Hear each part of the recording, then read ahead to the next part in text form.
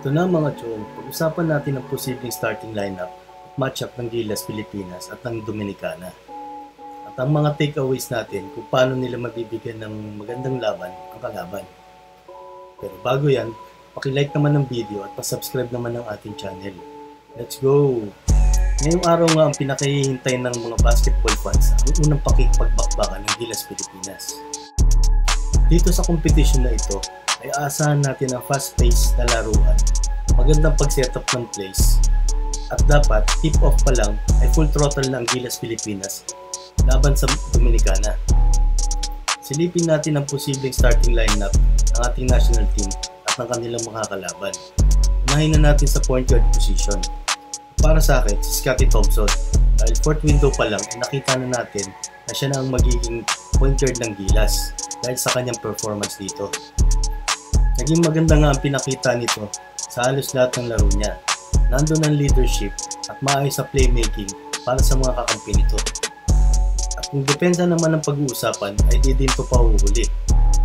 Alam naman natin ang sipag at hustle ni Scottie lalo na sa pagsukit ng mga rebound.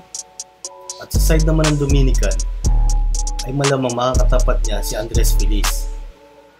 Isang 6-foot point guard na isa sa mga veteranong Dominicana. Nag-average ito sa team ng 8.3 points, 2.6 rebounds at 2.6 assists. Magandang matchup to para kay Scottie kung height at skills ay dito pauhuli. Kailangan niya lang talagang doble ng kanyang defensive awareness para mabantayan ito ng maigi. Dahil nag-average din ito ng 57.6% sa tres, bumibitaw ito at least 3-pointers kada laro. Sa shooting guard position naman, syempre ang ating naturalized na si Jordan Clarkson na sigurado ay 70% ng laro ay sa kanya nakadesign ng opensa at talagang makaka-attract ng help defense na magbubukas sa mga kakampi nito. Sa kabila naman ay si Victor Liz, isang 6'2" guard na kahit 37 years old na, isa pa ring tirador ng Dominicana. Nag-average ito ng 17.8 points, 4.1 rebounds at 2.5 assists. Kung ito man ang makakatapat ni JC, walang duda na ang laki ng bentahe nito sa height at skills pa lang. Pwede din nila itapat sa kanya si Lester Quiñones, isang 6'5" guard na pumirma na din ng two-way contract sa Warriors. Kung experience ang pag-uusapan, ay alam naman natin na si Kabayan ang lamang dito. Pero wag lang silang pakampante kasi maganda din ang nilaro niya ng mga nakaraan tune-up games nila. Sa small forward position, walang duda na si Dwight Ramos ang i-start natin. Siya lang ang naging steady player ng Gilas, mapa-opensa man o depensa. Talagang maaasahan ito. At ang maaari niyang makatapat sa starting position ay si Lester Quiñones o si LJ Figueroa, isang 6'6" guard small forward na isa ding shooter, slasher, na sa tingin ko ay kayang-kaya itapatan ni Dwight dahil sa defensive awareness nito. Sa power forward naman ay si Japet Aguilar, isa sa mga agile big man natin na kaya magbantay ng number 3 or 5 position. Yung kanyang depensa, mapa-help self-defender at secondary man ay kaya niyang maibigay. Sa tingin ko, ang ilalagyan Dominican Republic na power forward sa starter ay si Karl Anthony Towns. Base ito sa mga nakaraang tune-up games nila. At dito tayo magkakaroon ng malaking problema sa matchup. Hindi matatawaran ang skills ng mamang ito. Kaya nito umiscore sa labas o sa loob man. Kaya ito ang magbibigay ng sakit ng ulo, lalo kung may expose niya ang mga bigs natin. Pero kung ang opensa niya ay mag-uumpisa sa labas, kahit papano naman siguro ay makakasabay dito sa Japet dahil sa kanyang pagiging agile. Sa center position naman ay syempre wala nang iba kundi ang 7'3" na si Kai Soto. Yung height and length nito makakapagbigay kahit papano ng intimidation sa loob. Lalo kung makapag-umpisa itong bumutatan ng mga sumasalaksak sa loob. Iwasan niya lang talagang early foul trouble na naging sakit na nito nung naglalaro pa siya sa P-League at sa NBA. Makikita din natin malamang ang matchup nila ni Kat na alam natin na kaya siya lamunin nito sa labas man o sa loob. Para sa starter ng center ng Dominican Republic, malamang ay ang tatapat nila to ay si paring Eloy Vargas, isang 6'11" center na veterano na din sa team ng Dominicana. Ito 34 na din, pero di matatawaran ang experience nito sa international games. At yan ang tingin ko magiging starter ng both teams. Mapunta naman tayo sa dapat gawin ng Gilas sa opensa at depensa. Unahin na natin ang opensa. Sigurado ako na ang unang game plan ng Dominicana ay i-contain ang laro ni Jordan Clarkson. Pero dahil dito, pwedeng maging advantage kung maiko-convert ito into basket ng mga mapasahan niya ang bola sa labas man o sa ilalim.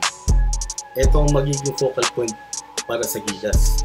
At malaking disadvantage kung hindi maiko-convert ng mga ito ang mga pasa ni JC dahil lalong ididiin nila ang depensa sa kanya. Ang pangalawa ay ang turnover. Dahil ito yung isa sa mga naging problema ng Gilas simula ng qualifiers sa mga tune-up games nila. Kung di nila ito malilimitahan, siguradong ibabaon sila dito ng kanilang kalaban. Dapat hindi mawawala ang mabilis na ball at player movement nila. Kahit na anong depensa na ibato ng kalaban, kailangan nilang ma-improve ang kanilang read and wrap sa opensa. Dahil makailang beses natin nakita na nagiging stagnant ang depensa nila. Maraming beses na nakaabang lang sila sa bola, bibihira mag-cut at magbigay ng mga screens. Kaya kung hindi nila ito magagawa, ay sigurado babagsak na naman sa isolation ng kanilang mga plays. Mapunta naman tayo sa depensa. Pinaka-importanting bagay sa pagdepensa ay communication. Kailangan nila mag-usap sa loob.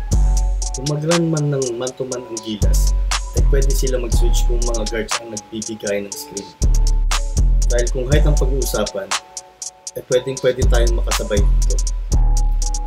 Kung napanood niyo yung isa nating video, ay makikita niyo ang breakdown natin sa mga tinakbo ng opensa ng Dominican. At dahil nga mabibilis ang mga guards ng kalaban, kailangan nila i-contain ang gaps na pwede nilang atakihin. Gaya ng Gilas, ang turnover din ay ang naging problema ng Dominican Republic sa mga nakaraang tune-up games nila. At dapat mataas ang porsyento may convert nila ito into points. Dahil napansin ko na mabagal sila sa transition defense, lalo't galing sa turnover. Makailang beses silang napuntusan ng Canada at Spain dito. At kung si Karl Anthony Towns ang may hawak ng bola, sa labas pa lang ay kailangan ng nakadikit ang bantay nito. Magiging mahirap ang assignment na magbabantay dito dahil hindi mo rin ito pwedeng bigyan ng maliit ng space dahil titirahan ka lang nito. At dapat naka-ready lagi ang help defense kung sakaling magkaroon ng blow-by sa depensa. At kung nasa loob naman ay kailangan talagang i-double team ito kasi wala sa mga picks natin ang makakapigil ng single coverage dito. Palag ang Gilas kung height ang pag-uusapan. Pero mahihirapan ng gusto ang ating national team sa unang laro pa lang. Dahil halos nung matagal na magkakasama ang mga yan maliban kay Kat, Quiñones at Figueroa. At sana magandang player rotation, mga plays, magagawa ni Chot.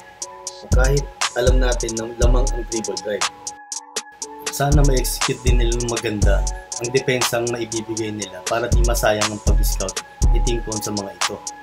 Paano mga chong, antayin natin mamaya kung anong mangyayari sa laban nila. Hanggang sa susunod na video. Peace.